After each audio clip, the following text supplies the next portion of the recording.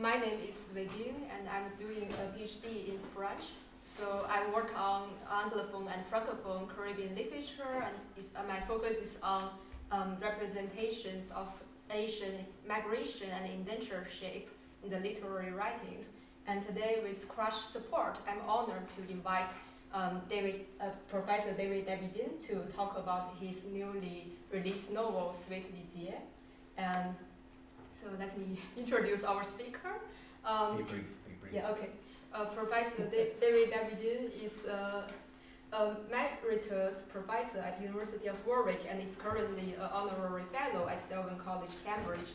He served as Guyana's ambassador to the UNESCO from 1997 to 2010 and was Guyana's ambassador to China between 2010 and 2015. He is currently Guyana's ambassador at large. He is a prize-winning author of 3 books of poems and 8 novels. His award includes the inaugural Author Killer Koch Prize given by the English department at Cambridge, the Commonwealth Poetry Prize, the Roger Rao Prize, and the Salvaging Award, which is commonly regarded as the Caribbean Nobel Prize, among others. His novel, Sweet Li Jie, was shortlisted for the 2025 Bogas Prize and the largest Caribbean prize for a single work of fiction.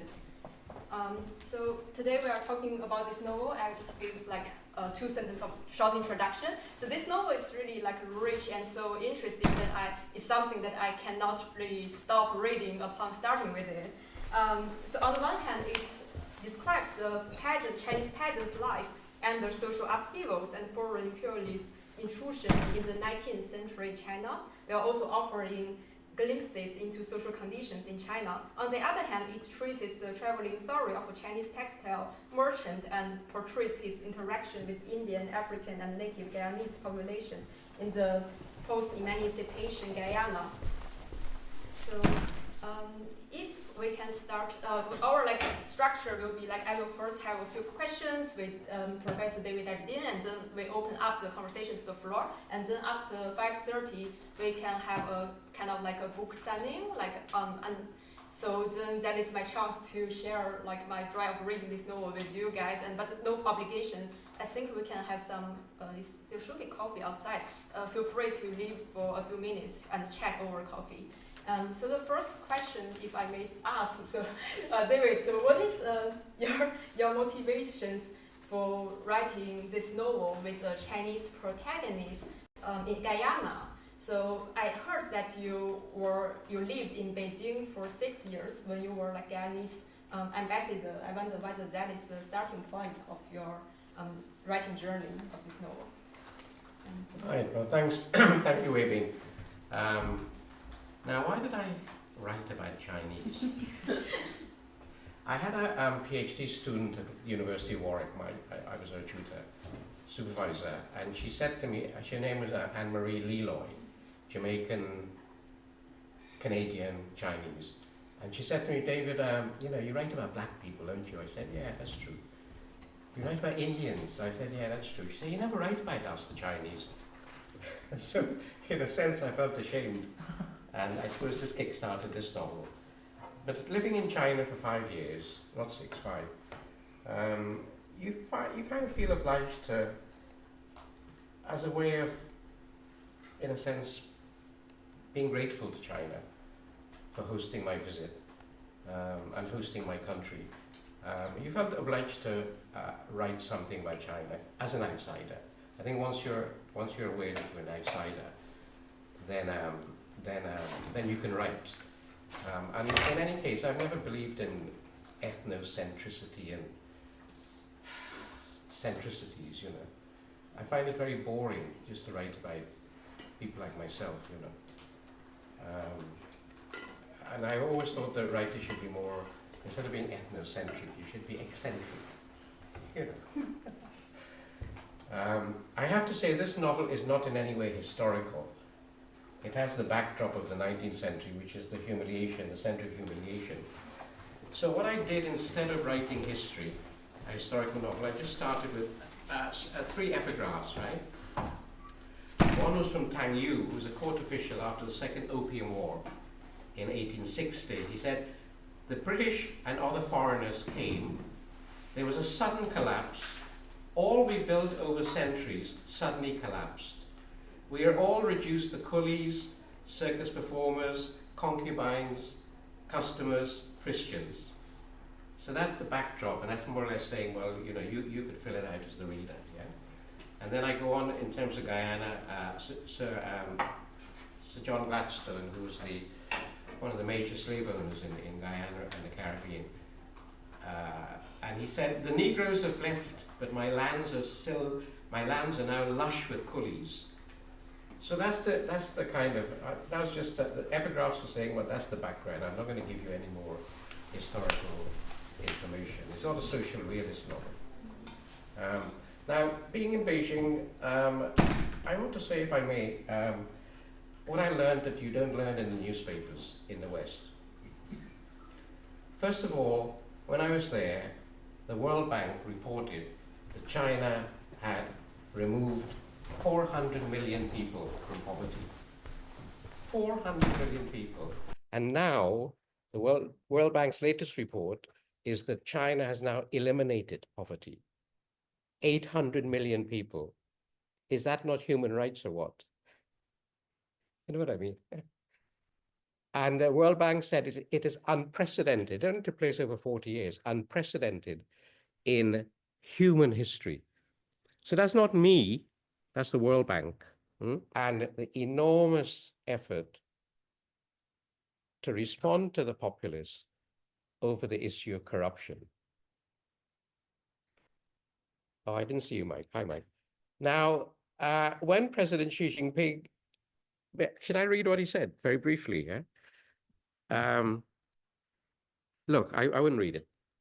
When Hu Jintao, the president, was demitting office, he made a very strong statement to the thousands of people gathered in the Great Hall of the People, officials, to say that corruption will bring China to the brink of chaos and will destroy the Communist Party. Very strong statement. And when when the new president came, he said he will prosecute tigers and flies. The tigers meaning the very high officials, including Politburo members if necessary, and the flies being local officials, yes? That's Xi Jinping. And I can tell you, and again, these are not my figures, they're international figures, that the Chinese government is now, under Xi Jinping, prosecuted 2.3 million officials. My God. I mean, is that serious or what? What else did I find out? Last thing I found out was that, oh, yeah, China is a capitalist communist government. America is a capitalist government. China is a communist capitalist government. And Xi Jinping, when I was there, when he became president, for the first time, he declared that the market is decisive. He used that word, decisive. Before, the Chinese government would say the market was important or the market was significant, but now he said the market is decisive. Actually, I should read just a couple of sentences that he said, you know, about the market.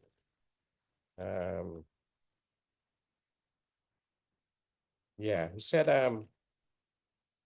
let the vitality that creates wealth come forth, and let the power of the market be fully unleashed. I mean, you can't get more explicit than that, can you?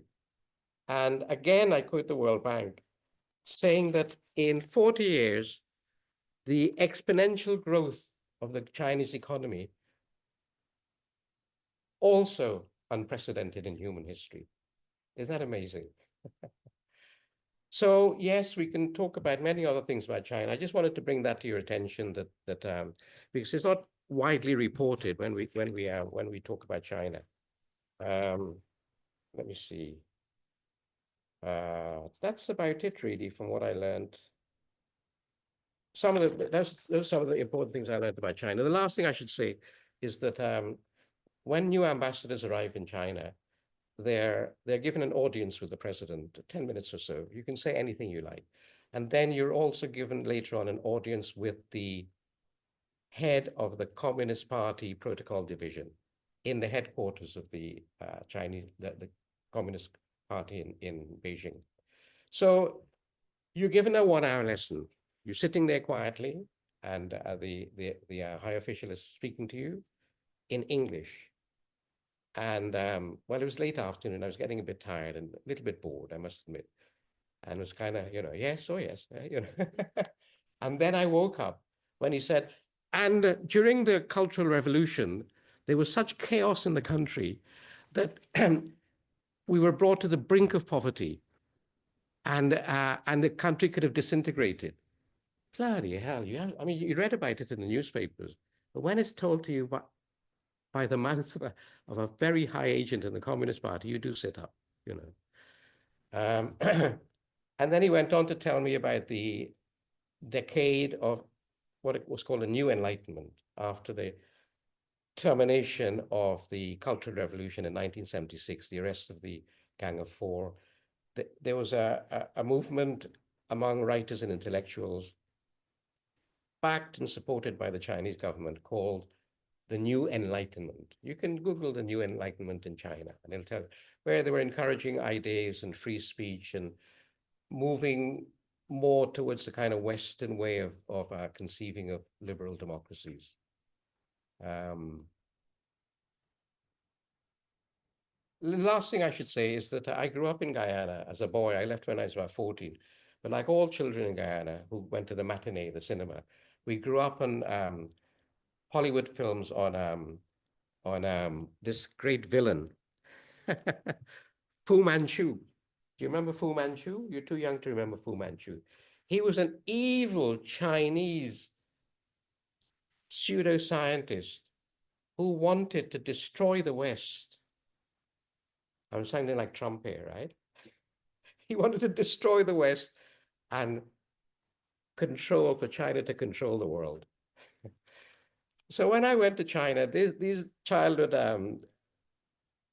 images obviously are always imprinted in the back of your head. So it was really important for me in this novel, to create at least 2 or 3 characters who were decent characters, who were decent, I even use the word noble. So that's it, really. That's a long answer. Thank you, David, and thank you again for. Shall I say one last thing about China? China has 56 ethnic groups, 300 indigenous and national languages, and nearly 2 million miles in geography. So it's really spread out, right? How do you control a country like that? With 1.4 billion people, I forgot to say. That's the question that I'm sure the Chinese government are awake at night thinking about. Because just before I got there, long before I got there, the Soviet president had visited Beijing, and soon after, the Soviet Empire dissolved. And it was my very strong sense when I was in China that was what China feared most, the breakup of the country, you know. And I think that's foremost in their foreign policy, quite understandably. Anyway. Yeah, we can now turn to the novel, and thanks again, David, for coming here to talk about this amazing novel. I know that you talk that this is not a historic novel, no. But because still from my own reading, I see a kind of effort of engaging with the historical guide, because usually in the what struck me in this novel is that it's kind of like a combination of recounts of the immigrant's life and the personal letters from the first person perspective of the Chinese protagonist, Jia Yun. So because usually in the official archives, or colonial archives, all the personal voices or any traces of their quotidian lives are erased. So I just wonder, do you by any way still consider your creative writing as a effort of creating an alternative archive to the historical record? And I don't know. No, you'd have to be a bit arrogant to think you're creating an alternative archive. So, but how do you use? Look, you have an idea that you want to write about China, okay? And it gnaws away at you for a while. Then you sit down and you think, well, I better start. And you create a sentence and two sentences and three sentences. Suddenly you create a character in it, and then it goes on. It's not, you're not consciously giving a voice, you know, to the subaltern, you know. You are, but you're not doing it consciously. That's not your that's not your motive. I look, how can I put it like this? I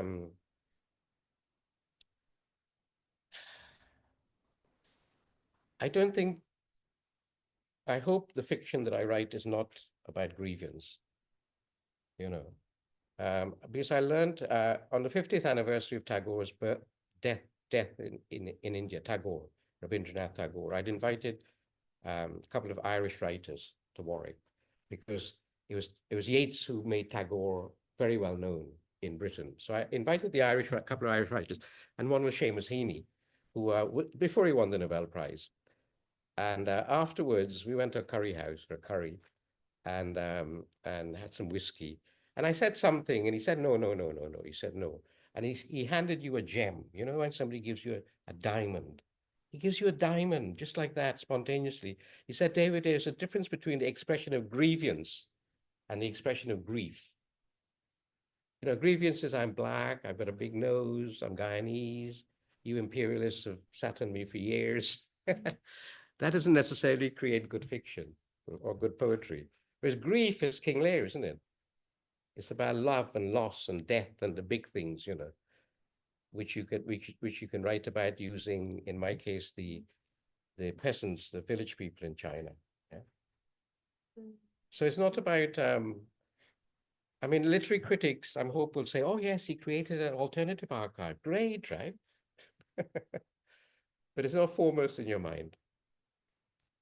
Yeah. And but I think your novel is also characterized by a lot of dreamings, right? Yeah. You create a lot of dreams. Yeah. And in any way, like your novel is still like set against the historical reality. I don't know whether you're like consciously, are you trying to blur the boundary between like fantasy, not like between reality and imagination, and what is the significance of blurring the boundary? But I still think you kind of complement a lot of details that we cannot commonly see in the historical record, right? Because in the historical records, where I only write the figures, the names of certain Chinese immigrants or like Indian immigrants in Martinique. Sometimes they even don't have a name. So I also wonder what kind of detail that are missing from official archive do your novel recover? I don't know, like feelings, perspective, I don't know.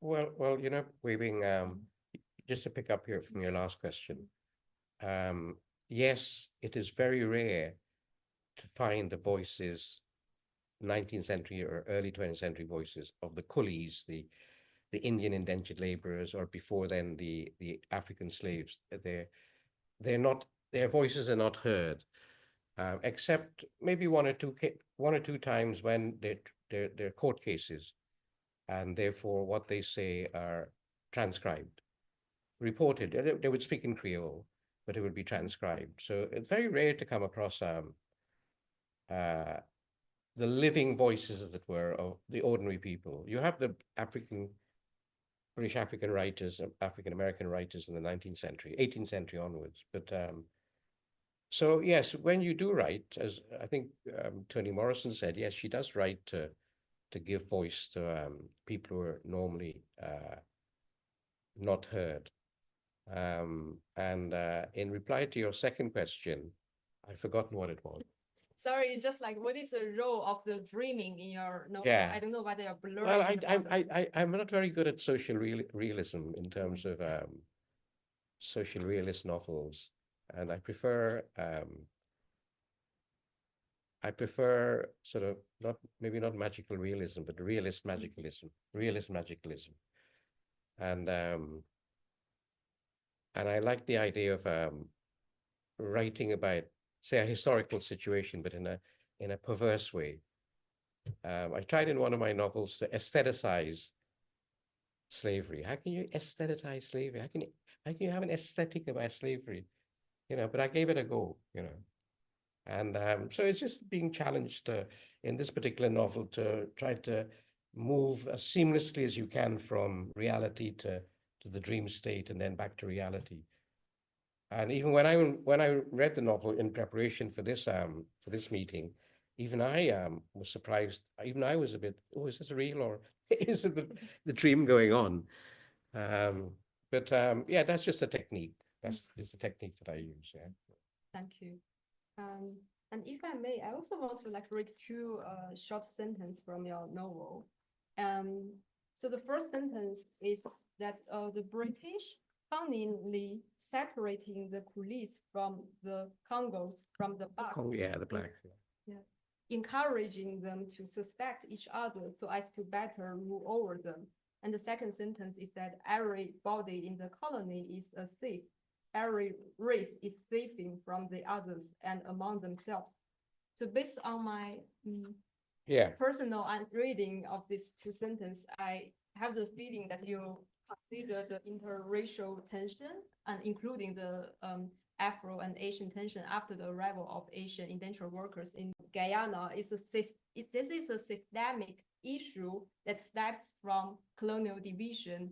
But sometimes I also wonder why the colonial structure is accountable for everything. I wonder why the other factors, for example, tribal feelings that comes from within the ethnic group, and also some individual cases of the racism also cause this kind of inter-ethnic tension. So I just wonder, what is in your opinion, what kind of are the factors that cause this inter-ethnic tension during that period? That's a big question. But basically,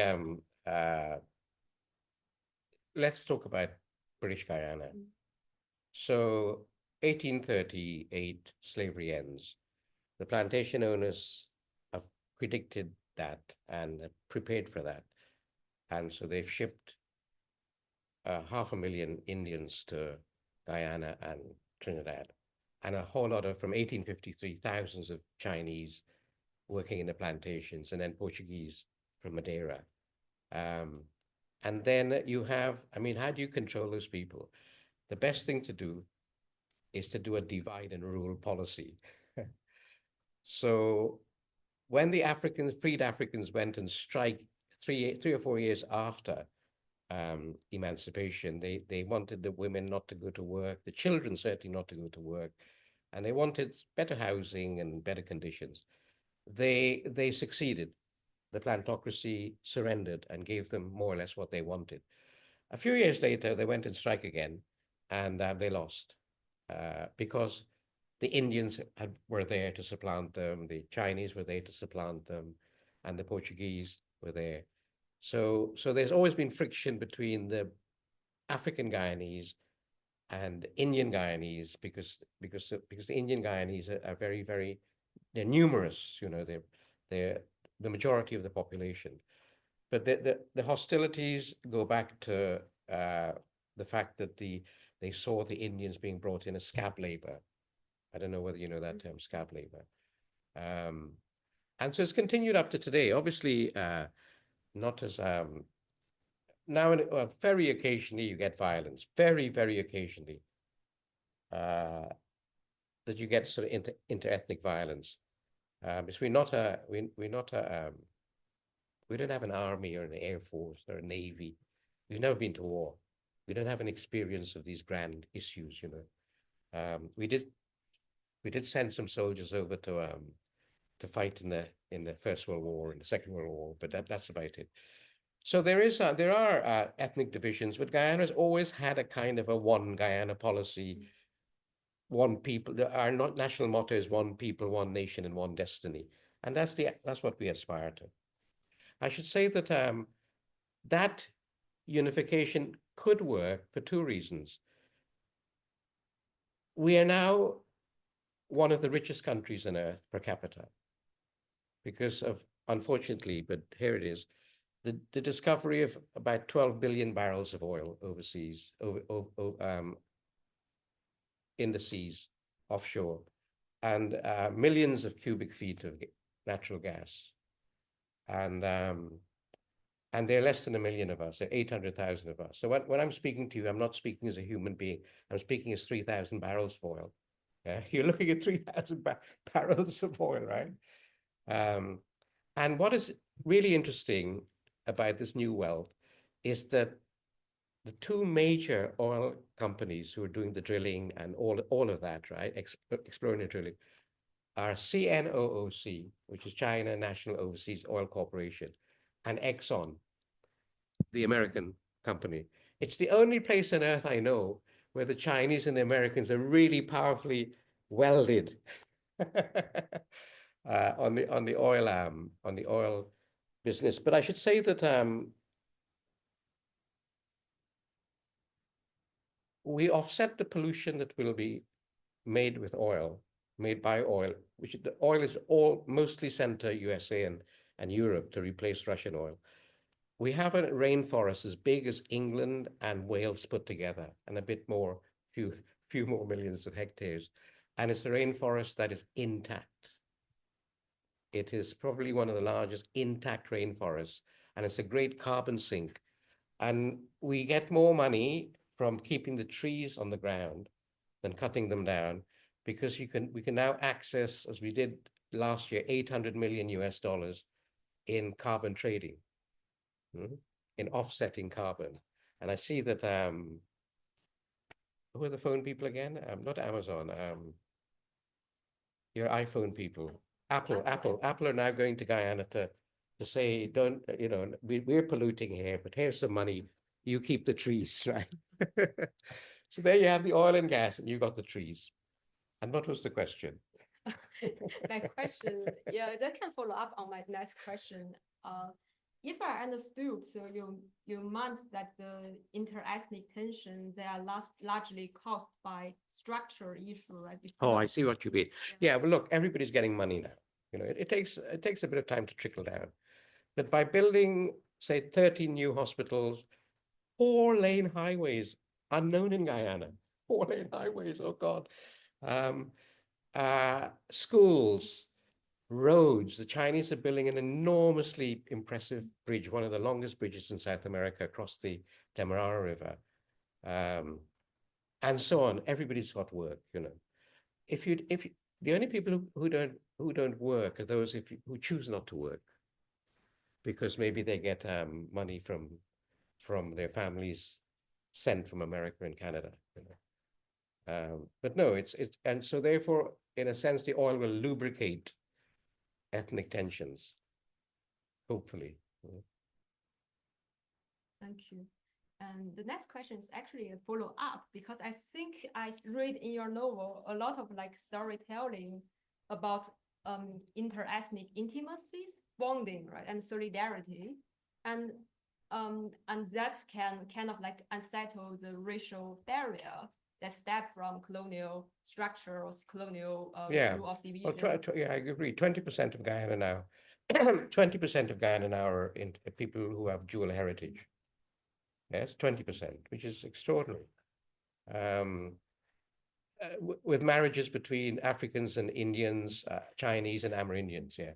It's one of our growing populations, people of dual and of mixed heritage, if you like, yeah. So that again counters the historical inheritance of divide and rule. Also friendship, or the feeling of joint struggle that I also read in your other novel, The Counting House, right? The feeling of having a joint struggle against colonialism or something like that. But I wonder whether this kind of close interaction between people of different ethnicities in the maybe 19th century post-emancipation, Guyana in your novels have prototypes in the history. Do you read in the historical account certain that's kind of based on my own research, because when I read through history, I feel the people, they're when they go to the plantation, they are still kind of separated by the planters. they don't have so much like interaction. I don't know whether when you talk about all kinds of interaction or the Chinese businessmen's interaction with the well, I mean, I'm not quite sure what you mean, but I think that I could say that are you recalling some historical like yeah, well, evidence the plantation itself was very divided because you had the white overseer, obviously, and then you had the what's called a driver, which is a horrible term, a driver, and the driver would be a freed black person, and then you'd have the Indian cane cutters and the Chinese cane cutters and the Portuguese cane cutters. So you had a kind of racial division there, which, as I said, that happened a long time ago, and because of the mixture now of people in Guyana, um, I think that will eventually go. And coming back to China, I remember people saying to me, "Well, God, it's so slow, the Chinese development in terms of a movement towards uh, quote democracy, and it's slow, And I think, my God, it took 200 years for women to get the vote in this country." And even in my beloved university, Cambridge, we've had 327 vice chancellors, and only 3 have been women. And we still, after 800 years, we still don't have a woman chancellor. So leave China alone, let it develop in its own way, with all its errors and mistakes and whatever nations do. And the same with Guyana. We will stumble, no doubt, in the future. But at least we now have, for the first time, the kind of fantastic wealth that Sir Walter Raleigh, when he went to Guyana, dreamt about. He dreamt about a city of gold, and therefore Guyana was always known as El Dorado. And now it's true, except it's black gold, which is oil. My last question would be, I think amazingly, like your novel, both I see both in this novel, The Sweet Li Jie, and your other novel, The Counting House, your novel deconstructs the homogeneous representation of the Indian Guyanese figure. So like what impressed me is that you draw this kind of nuanced culture difference between the Indo-Guyanese character girl, so who was born in Guyana, and the other like newly arrived Indian immigrants. So I wonder like just because I always thinking for Indian and Chinese immigrants in Caribbean, what aspect of their identities are kept or let go of in the process of putting down their roots in Guyana. And I know as you just mentioned, the Guyanese national motto is one people, one nation, one destiny. So I wonder, like, does the prefix Indian or Indo lost its currency when Indian people took roots in Guyana? So by this, I mean, like, they might like identify, no longer identify as Indo-Guyanese, but they only identify as Guyanese. Sorry for rambling. No, you're not rambling. And you know what? I don't really care how people define themselves. I mean, I'm Indo-Guyanese, or I'm Guyanese, I'm British Guyanese. Whoever pays for me to give a talk somewhere, I'll put on that cap. I'm a British writer, I'm a Caribbean writer, I'm a Guyanese writer. I'm come from deprived communities, when you're doing the writing, it doesn't really enter your imagination. But of course, when you look back on it, because you're a literary critic, so you will see structures that that we don't see. As I always remember D.H. Lawrence saying, "Never trust the teller, trust the tale," because we talk a lot of nonsense, That's why we write. Yeah. So yeah, well, thanks very much. Thank you. Thank you. And do you want to pay the tribute to the? Oh yes, I should have said this at the beginning, It's okay. that I wanted to dedicate this event to the memory of Amina Ghafoor, who was one of Guyana's major philanthropists, a woman of Islamic origin, a major philanthropist and a critic, and also a very important um, patron of the visual and the literary arts. And she died last year. And we now have something called the Amina Ghafoor Institute, where we work very closely with Mike Nicholson and Selwyn College in creating visiting fellowships, bi-fellowships, and indentureship studies. Yes, we have a 5-year program, which will grow very quickly. So yes, and also this novel is dedicated to Amina Ghafoor and her husband Sattar, who's a remarkable man, a remarkable businessman. He's a genius. And it's also dedicated to Sir David, David Harrison, who was, well, I should say Sir David, really, yeah, who was Sir David Harrison, who died in 2023, who was the admissions tutor to Selwyn College in 1974, and interviewed me and admitted me, which was life-changing, and I'm always grateful to him. He was a very modest man, David Harrison, and he remembered the names of all the students. How did he do that? How did he do that? I mean, he just had this fantastic memory, and I think real concern about people as well, you know.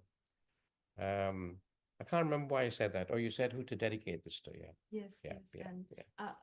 Just like a quick mention, that Amina Ghafoor Institute, it also have an online website, and then here you can see a lot of a lot of like reference about Chinese and Indian like migration into the Caribbean, and they also have a lot of like online events or something that really enrich our understanding about Asian indentureship and Asian immigration in the Caribbean.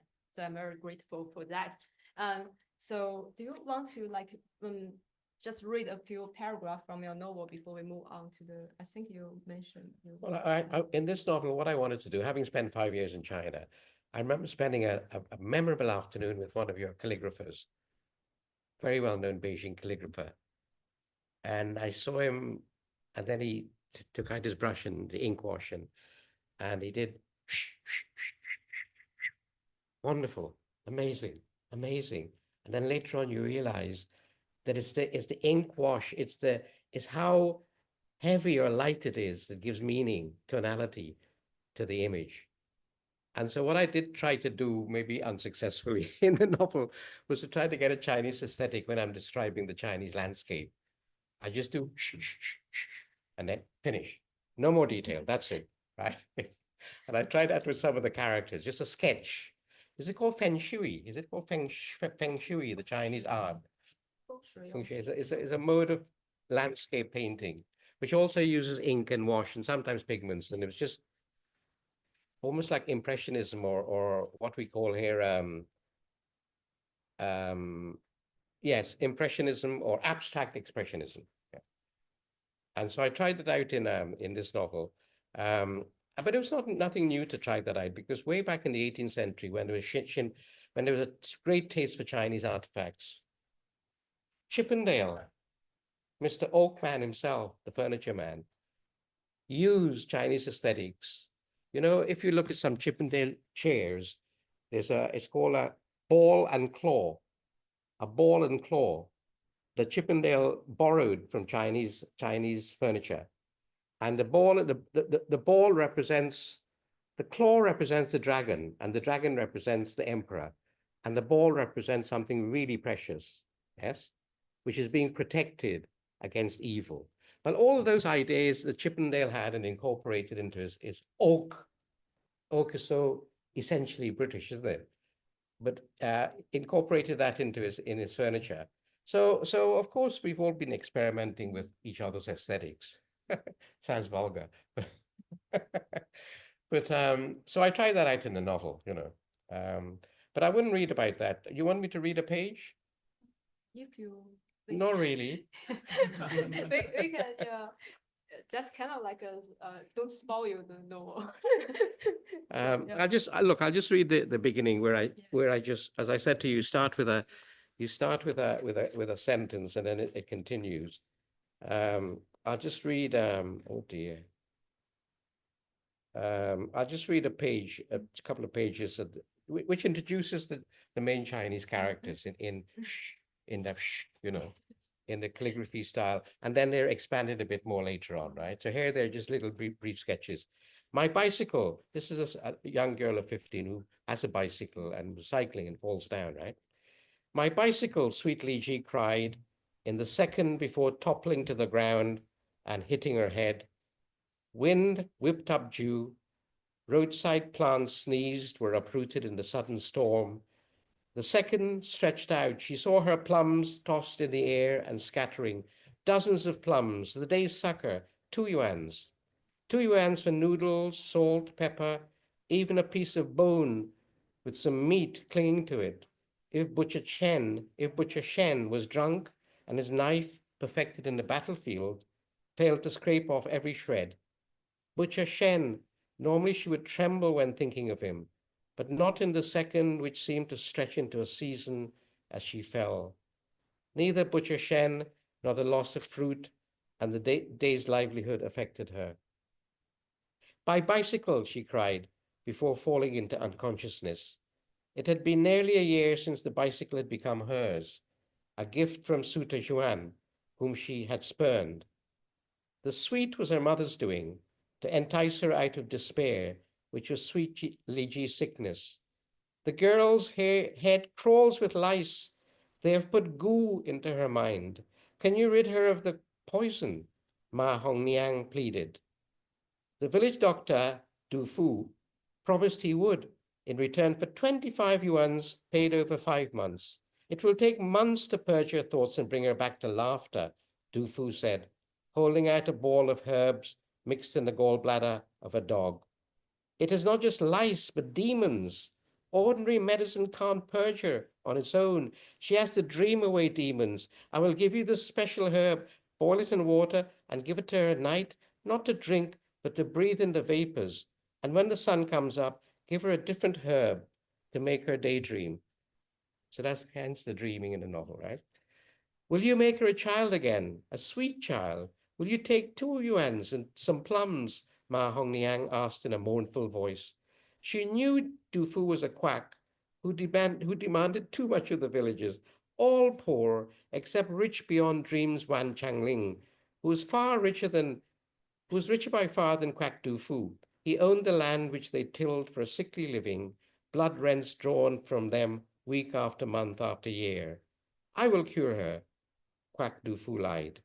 And so it goes on. So there you're introducing a quack, you're introducing the mother, you're introducing the girl, and you're introducing a butcher with a fade. And so it goes on to introduce the characters in a calligraphic manner. Yeah.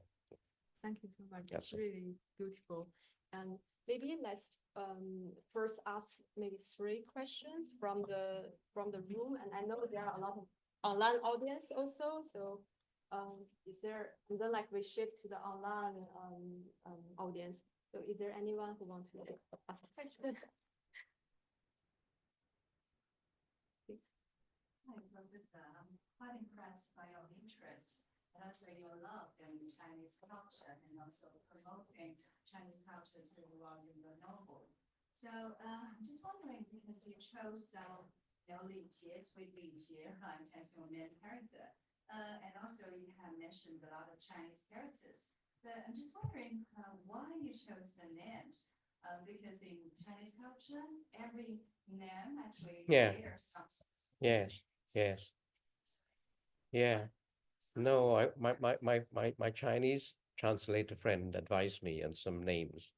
But then I also, when you're in China, you have to read whatever you can in English. Lots of things translated. So obviously I read Du Fu and Li Bai and the love of the what is it called? The Dream of Red Mansions in translation. So you read quite a bit and then you pick up you pick up names and then you clear it with your friend who's Chinese translator.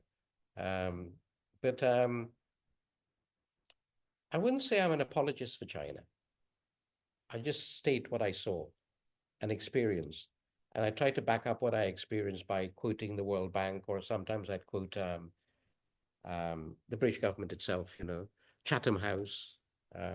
Chatham House said recently that it is absolute nonsense to speak about Chinese debt DBT, debt trap diplomacy. That's nonsense. They said, Chatham House said this, right? British government, that when the Chinese loaned those millions to Sri Lanka for the port and the airport, which are largely disused, underused, it was the Chatham House and others have said it was the incompetence of the Sri Lankan officials. I know that we benefit in the Caribbean plentifully from your Belt and Road Initiative, yeah, the BRI initiative, yeah, and in Guyana the airport was built by the Chinese. Many of as I said, they're one of the longest bridges in South America now, and built by the Chinese. So we have a lot of. I mean, it's interesting how the colonial circle comes round. Now, because of oil and gas, there are dozens of British companies flocking to Guyana in search of opportunities. And in fact, the Guyana oil is being marketed by 2 British companies, yes, and the Chinese companies are also now coming in. So as I said, I'm not an apologist for China. I'm just observing, maybe partially, from my experiences being an ambassador in China for 5 years. Mm. Mm. Mm. Are there any other questions? Hi, I was wondering if you could say something maybe about the influence of other Guyanese writers on your work, Jan Carew, because he's sort of taste that world, and Pauline Melville. Yeah, I know. Yeah, that's really good. That's really nice. I should say that yesterday we had a function at the library, Cambridge University Library, where for the first time a major Caribbean novelist, Sir Wilson Harris, Guyanese novelist, who was the brother-in-law of who was related to what you call his name, Jan Carew, sorry, yeah. So the Sir Wilson Harris Library, personal library, and his notes and his letters and so on, are now deposited in Cambridge University Library. Very historic moment, yes. So I've known Wilson Harris for 40 years now, yeah, as a supporter of, when I was young, supporter of young writers. And in 1982, when I met him, I remember distinctly the year and actually the place I met him. He said to me, "What do you do? You know, what are you doing?" So I said to him, "Well, I've just finished a few poems, and I'm going to submit them to a publisher. But I finished my PhD, and I'll put in for an academic job." He said, "Don't be an academic." He said, "Be a writer. Don't be an academic."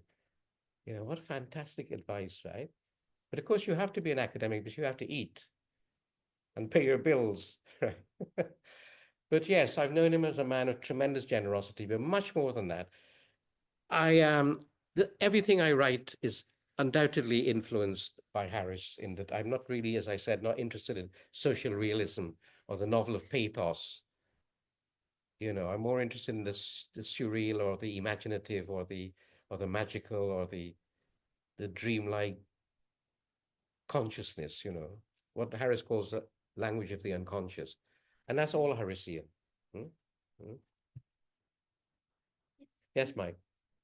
On that note, Dave, you've been consciously influenced by surrealist films, people like Well, for example. I was struck by. Yeah, I wouldn't, no, not really, but I did spend a lot of time looking at the films of the Indian filmmaker Satyajit Ray, which are not which are very realist about poverty and so on, but the style of filming, he does slow down the pace. I have been influenced by that, but not by film. Yeah, not by film. I don't think I have a kind of a particular interest in film, which is very bad of me, you know, because I prefer looking at some thrillers or Die Hard 1 or Die Hard 2 just to turn your brain off, you know. But no, not Brunel, yeah. We have one question from online audience. So after that, we can go back to the audience in the room. Oh, you have an online audience?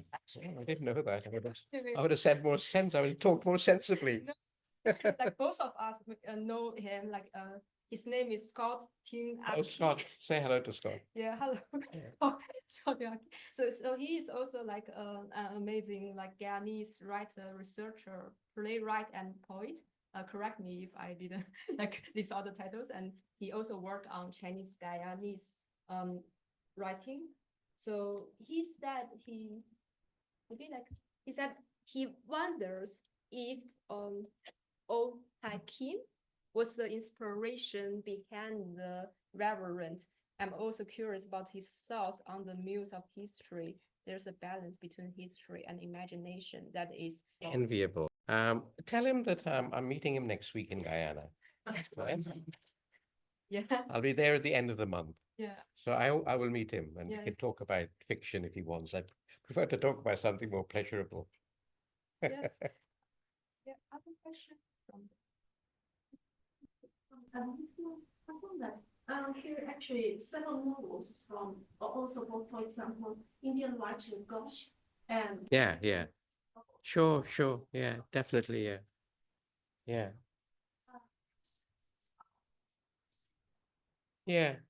But the difference, of course, I mean, what a fantastic writer.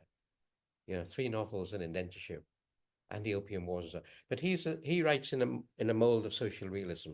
He writes a historical novel. It has historical episodes and historical figures and so on, right? As I said, I'm more interested in the calligraphy. I'm more interested in the yeah. It's why do you want to set the story during this in the 19th century.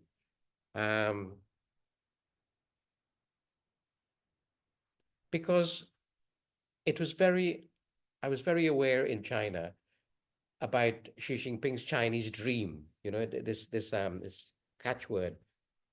He's promoting the Chinese dream, and obviously that was because of China being humiliated in the 19th century with the 2 Opium Wars, right? And then in the 18th century, doing some reading, I realized that China saw itself as the Middle Kingdom, in other words, the center of the world.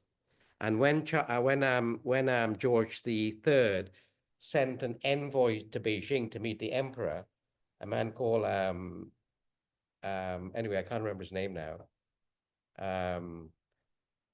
because they wanted to open up an embassy. The British wanted to open up an embassy, and also they wanted to have access, even ownership of 2 ports, and they wanted the Chinese emperor to lower the tariffs. Yes, and he refused to kowtow to the emperor, and lots of to and fro. In the end, he said, "Look, I only kowtow to God and my king." So they allowed him to kneel instead, to kneel and bow, right? To kneel, right? And the Chinese emperor said, I could read it, but I'll paraphrase it. I've written it down. The Chinese emperor said, well, thank you for coming. Thank you for your gifts. My country we don't need any of your products. We don't need any of your products. And we don't normally deal with barbarians. He used the word barbarians. And so he sent him away. He sent the envoy away. McCartney, his name was McCartney.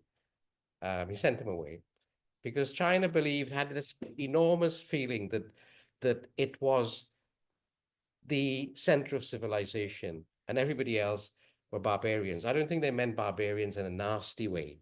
It just means they're not, like the Greeks thought of everybody as barbarians who were not Greek, So then you have the center of humiliation, which is terrible for the Chinese, And then you had the removal of the dynasties and so on. Then you get the 21st century where China builds itself again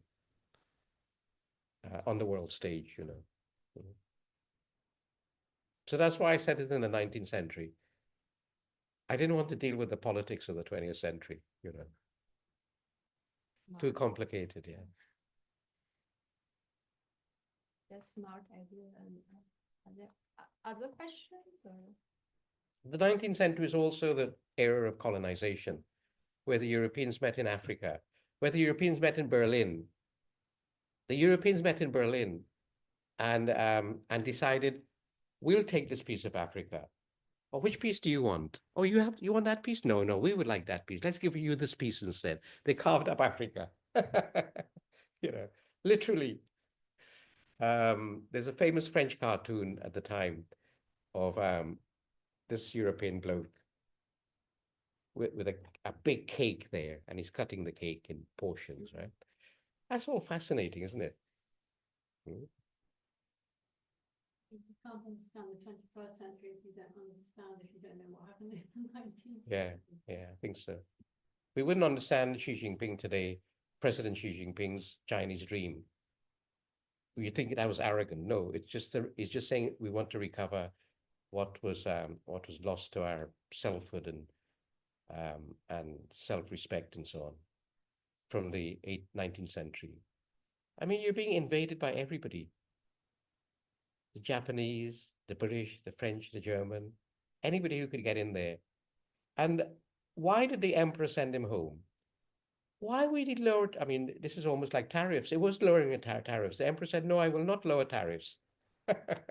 Trump is getting his revenge now, right? The emperor said, no, you can't have two ports. It's our territory. We're not into colonization. What's that effect? I paraphrase, right? But he would not lower tariffs. So what did the British do? They invaded. They had better warships and gunboats. Hmm. Are there other questions?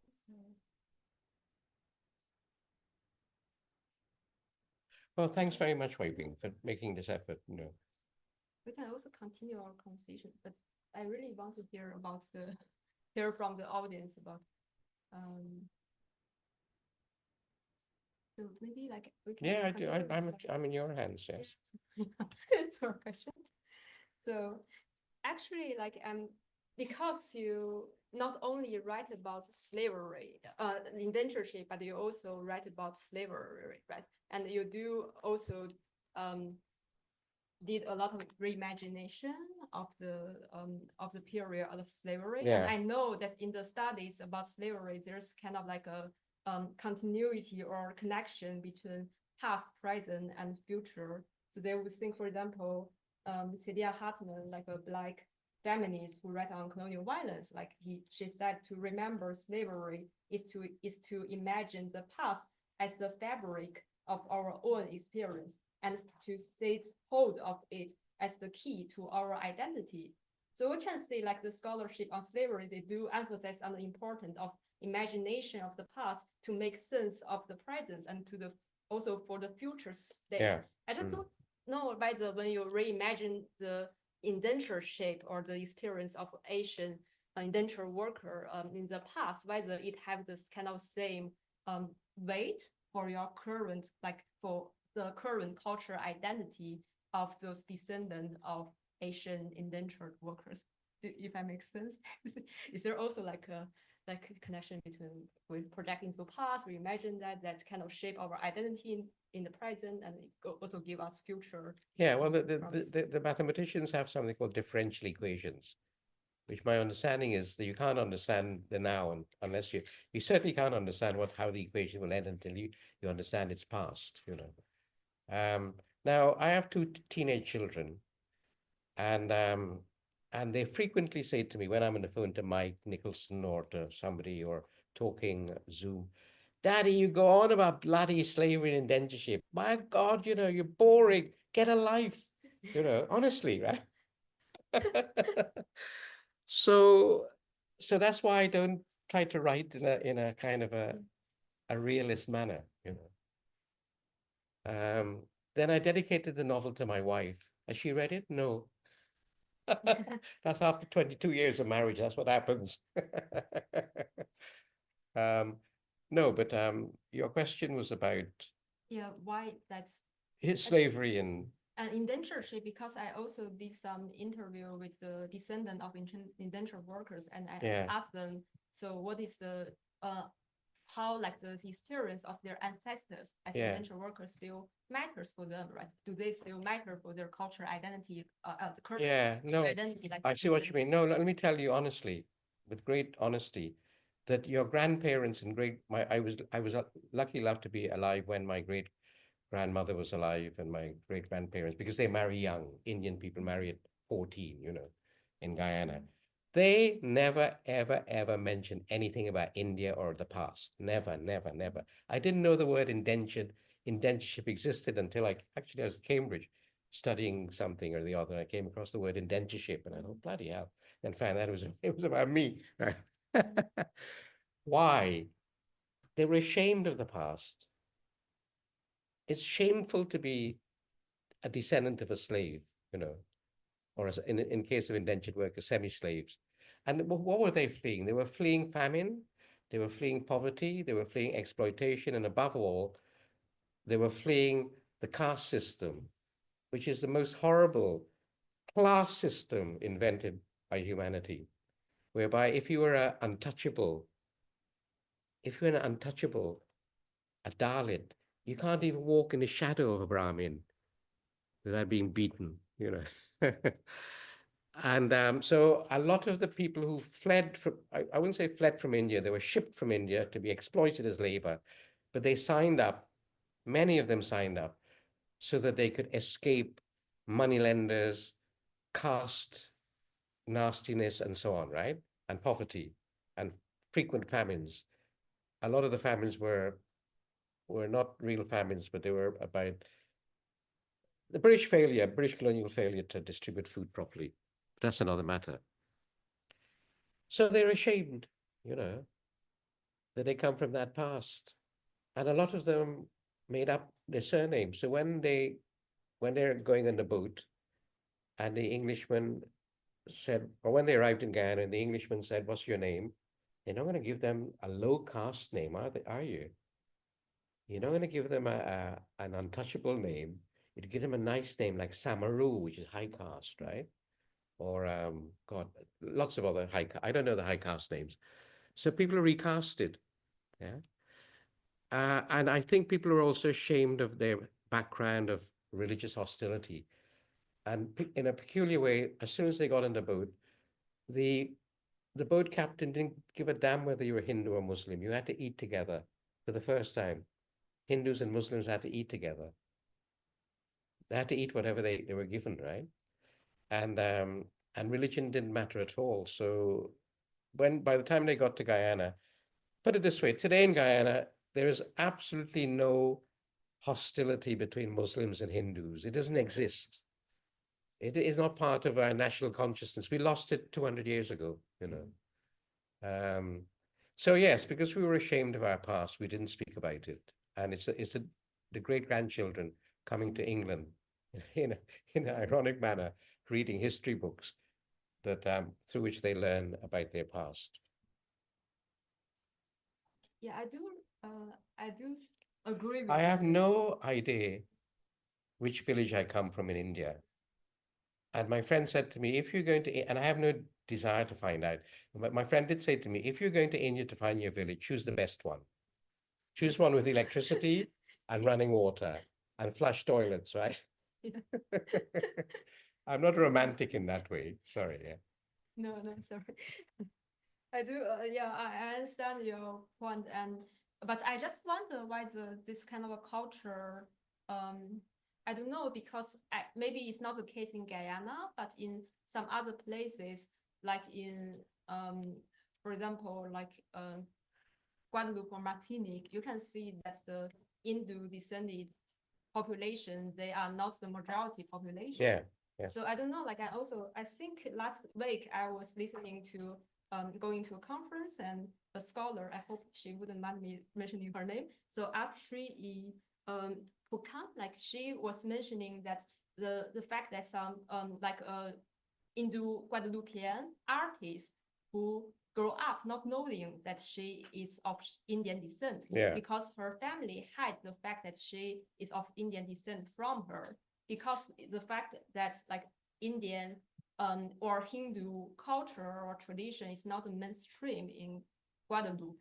So I don't know whether the kind of like different culture weight or culture marginalization in Yeah. also contribute sure. to the fact some Indo-descended parents, they don't reveal their like culture in Hindu culture tradition to their children. So as their children can really Sure. easily merge into the like majority, maybe Afro descent or other population. I don't know. Yeah, no, I appreciate that. And in our work, we come across a lot of young, many artists who are rediscovering their indentureship roots for whatever reason. You know, maybe they feel isolated and or marginalized in the society and so on. I mean, I feel very Indian, but only when I go to India. And I go to India once a year, maybe twice a year. And the Cochin and the Kerala, because of its landscape is very much like Guyana. And so I feel very Indian and when I go to India. But at the same time, I feel definitely not Indian. I can't speak a word of Hindi or Urdu or Bhojpuri. I don't have a mustache. And all the men in the South have mustaches. So therefore, I'm obviously a foreigner. You walk differently. You know, the curry is different from Guyanese curry. We're more creolized our curry. And you definitely know you're not Indian, you know. But there is a residual pride in when I saw an Indian rocket going up when they were launching their first satellite into space, you know. I suddenly realized that I was not an immigrant in England, a mere immigrant in England. I came from a civilization as part of the space exploration. I sat next to a young man in a restaurant in India, and I said to him, what do you do? He looked about 25, like your age or your age, you know.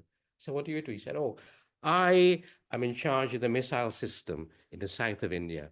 Bloody hell, you know. So I come from a civilization that is ancient, that had writing and laws, the laws of Manu, thousands of years ago, a bit like the Chinese, you know.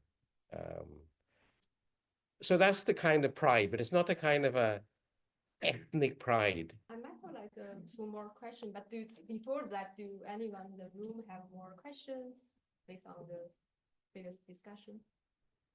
Yes, so like obviously a major theme of the book is like immigration and then like how different people from different cultures kind of interact. Yeah. The question I have, which is just a bit more of a general question, is obviously people from China, India, and any African nation are very distinct in their cultural differences. At the same time, they unify their sort of experiences. Yeah.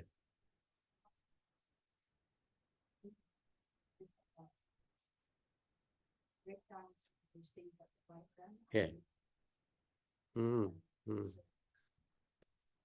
Yeah. Yes. You mean today? Sorry?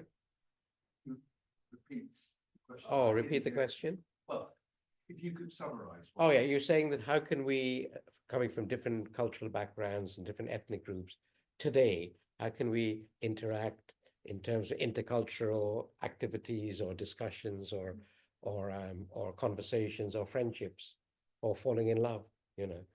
Look, we are much more tolerant in Britain.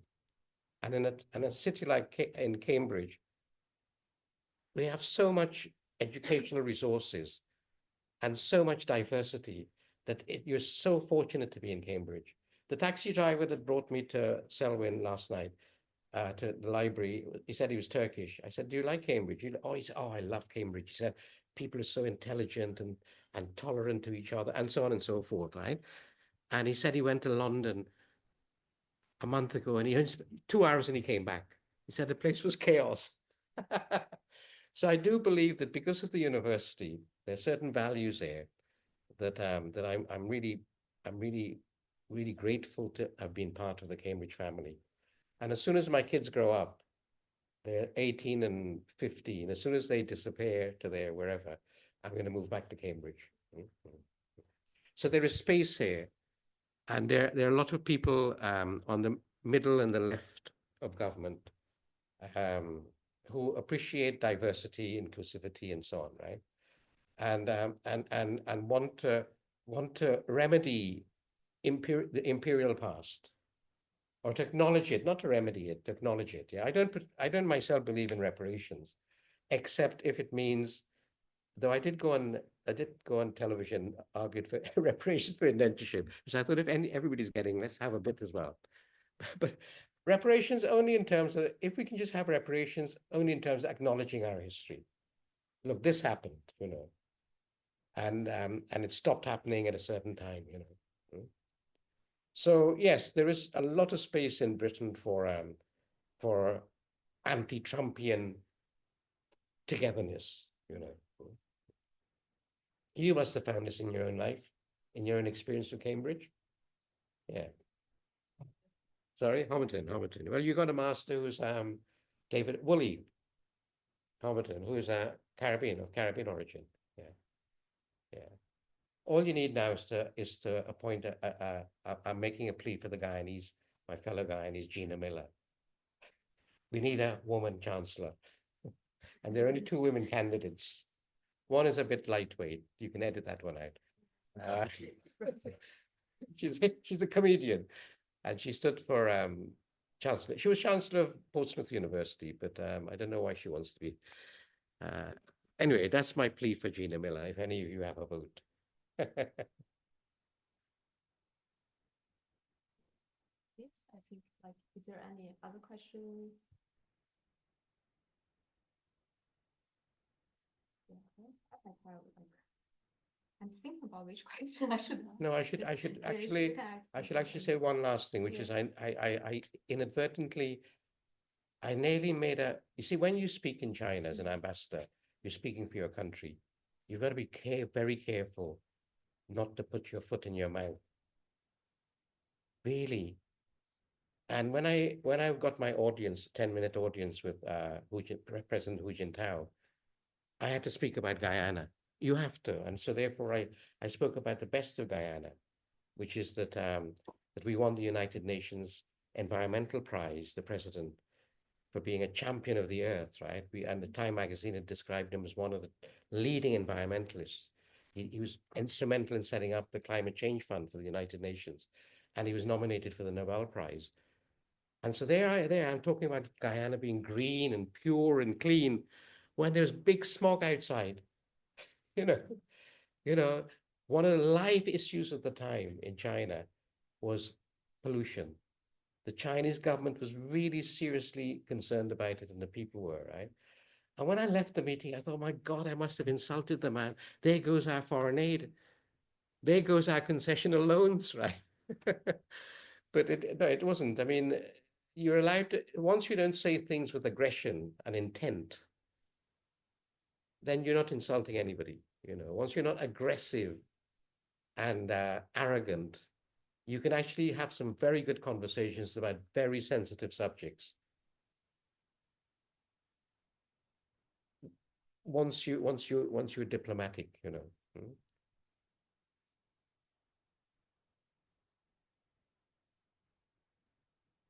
I've done a bit. Sorry. I don't know, maybe the last question regarding this. I'm not being paid for this, by the way. Yeah, just in case you think I'm being Guyanese. I don't about this. No, like it's really interesting because the central figure is like a Chinese businessman, right? So I don't know, like whether how you because the Chinese, like being a businessman that give like Chinese immigrants or like the Chinese Guyanese special special status or special place in the social ladder. So I wonder, like, how do you why do you choose to describe like a Chinese businessman, and how do you think like his occupation as a Chinese businessman impact his interaction with other ethnic groups that or like impede or like facilitate his social integration into the Guyana? Well, very briefly, let me say that the Chinese community suffered endured violence in Suriname, certainly Dutch Guyana, because they had a very large slice of the retail market, and that created a lot of jealousy, envy, you know, and also because they're family orientated, they can sell goods at a cheaper price. Yes, this is a family organization, and they can access goods from China containers cheaper. And so therefore that creates resentment among the other ethnic groups. So there are no more questions, or the last chance, or okay, yeah. Do you mind like take another question? Of course, yeah. Is the Chinese influence in the Guyana now? Now, our first president was Chinese-Guyanese, Arthur Chung, who from Hakka group, the Hakka people. The Chinese have been living there since 1853. And within 5 years, when their indentureship ended, they became business people, professionals. Today, for example, our former Chief Justice, head of our judiciary was Chinese-Guyanese. We have Chinese-Guyanese politicians, sports people, dentists, doctors. They're part of the professionalism of Guyanese life, right? And they're not seen as foreigners. They're just seen as Chinese-Guyanese, yeah. And our national cuisine is Chinese, chow mein and chow mein especially, right? Chicken chow mein and so that's one of our national dishes, right?